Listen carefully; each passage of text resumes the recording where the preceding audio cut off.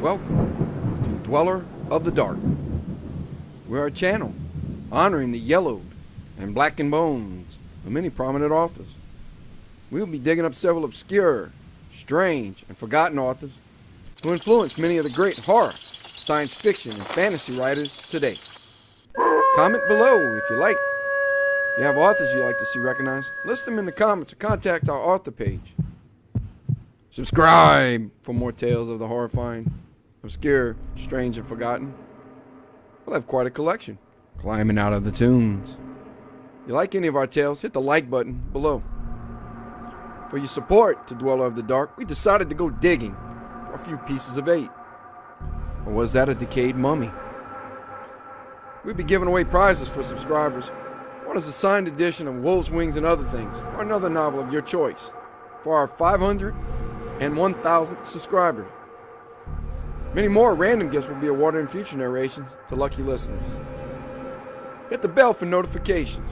Check in for updates on our channel and website.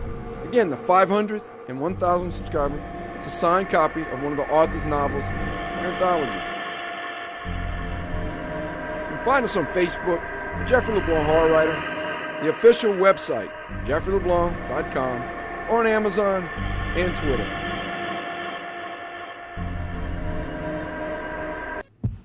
Our heart beats in a rat-covered tomb.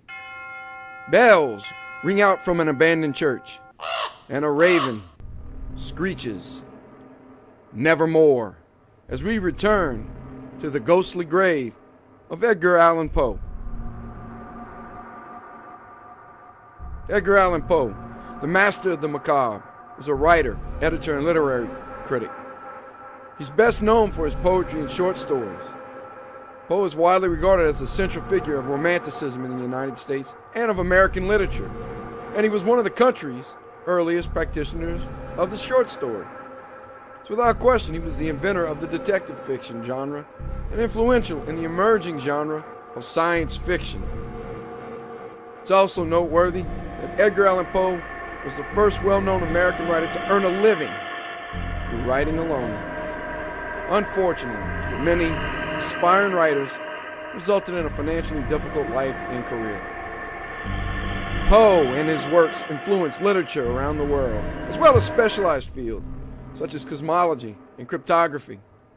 He and his work appear throughout popular culture and literature, music, films, and television. A number of his homes have been dedicated museums today. The Mystery Writers of America present an annual award known as the Edgar Award for distinguished work in the mystery genre. The Sleeper is a poem written by Edgar Allan Poe, first published in the 1831 collection, Poems of Edgar Allan Poe. In that publication, it has 74 lines and was originally titled Irene. Edgar Allan Poe thought this poem was his best. Poe remarked about his poem, The Sleeper: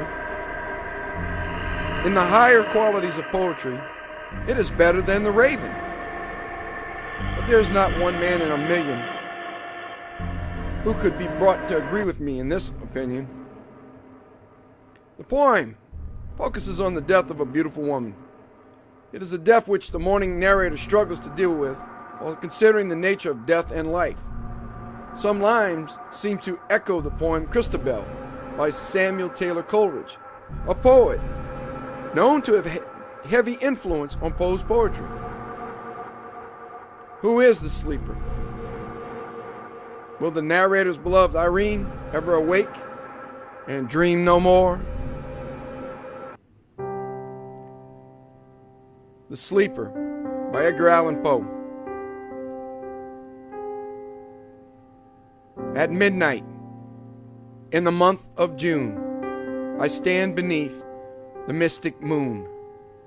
An opiate vapor, dewy, dim, exhales from out her golden rim, and softly dripping, drop by drop, upon the quiet mountain top, steals drowsily and musically into the universal valley. The rosemary nods upon the grave. The lily lolls upon the wave, wrapping the fog about its breast. The ruin molders into rest, looking like Lethe. See? The lake a conscious slumber seems to take, and would not for the world awake. All beauty sleeps, and lo, where lies Irene and her destinies? Oh, Lady Bright, can it be right? This window open to the night, the wanton airs from the treetop, laughingly through the lattice drop. The bodiless airs, a wizard rout, flit through thy chamber in and out, and wave the curtain canopy. So fitfully, so fearfully, above the closed and fringed lid, 'neath which thy slumbering soul lies hid, that o'er the floor and down the wall, like ghosts the shadows rise and fall. Oh, lady dear, hast thou no fear? Why and what art thou dreaming here? Sure, thou art come o'er far-off seas, and wander to these garden trees. Strange is thy pallor, strange thy dress, strange above all thy length of tress, and all this all solemn silentness. The lady sleeps. Oh, may her sleep, which is enduring, so be deep. Heaven have her in its sacred keep. This chamber change for one more holy, this bed for one more melancholy. I pray to God that she may lie forever with unopened eye, while the pale sheeted ghosts go by. My love, she sleeps. Oh, may her sleep, as it is lasting, so be deep. Soft may the worms about her creep.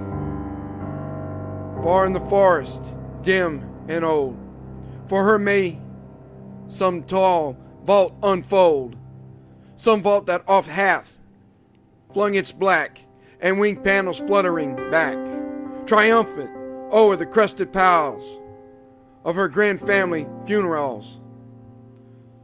Some sepulchre remote, alone, against whose portals she hath thrown in childhood many an idle stone, some tomb from out whose sounding door she never shall force an echo more.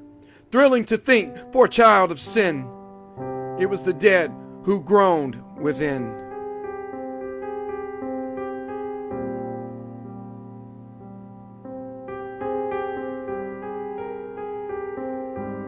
Thank you for listening.